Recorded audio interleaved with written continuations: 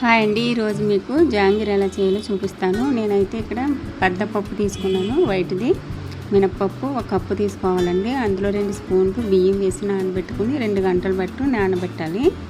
అలా నానబెట్టిన దానిని మనం జార్లో వేసి గ్రైండ్ చేసుకోవాలి. ఇడ్లీ పిండిలా చేసుకోవాలండి, మరీ పలుచగా కాదు. ఆ పిండిలో మనం కొద్దిగా 1/2 కప్పు మైదా వేయండి, 1/2 కప్పు కార్న్ఫ్లవర్, 1/2 కప్పు శనగపిండి వేసి బాగా మిక్స్గా చేయాలి. మిక్స్ చేసుకోవాలి. 4-5 మినిట్స్ కలపాలండి. అలా కలిపిన తర్వాత మనం కొంచెం ఫుడ్ కలర్ కూడా వేసి కలుపుకున్నామంటే జాంగీర్ కలర్ బాగుంటుంది. మనం డిజైన్ కోసం పాల ప్యాకెట్ ఉంటుంది కదండి, అందులో చివరిని ఈ సైడ్ ఆ సైడ్ ఒక సైడ్ చిన్నగా కట్ చేయండి, ఒక సైడ్ అయితే పిండి వేయడానికి పెద్దగా కట్ చేసుకోవాలండి.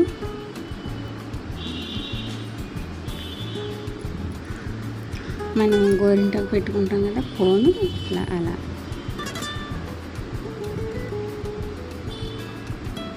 అందులో పిండి వేసి బాగా, అంటే ఒక సైడు చిన్నగా ఉంటుంది, ఒక సైడ్ పెద్దగా ఉంటుంది. పెద్దగా ఉన్న సైడు క్లోజ్ చేసేయాలి ఇలాగా కవరు.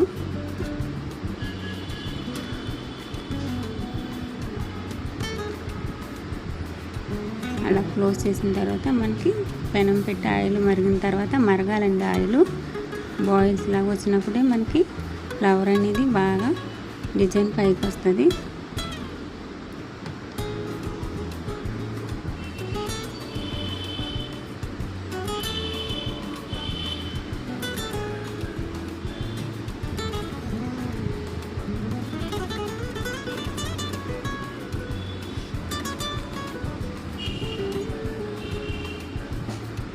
డిజైన్ బాగా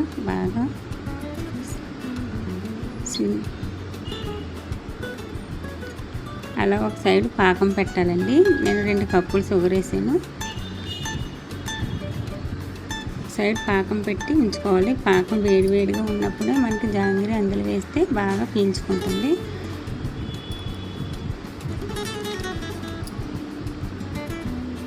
షుగర్ వేసి పాకం అనేది మనకి తీగలా రాకుండా కొంచెం ఇలా వేలికి టచ్గా ఉంటే చాలండి.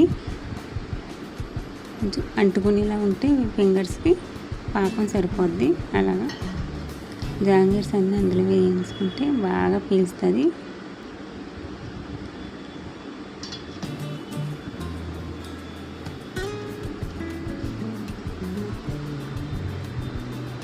మీరు కూడా తప్పక ట్రై చేయండి. చాలా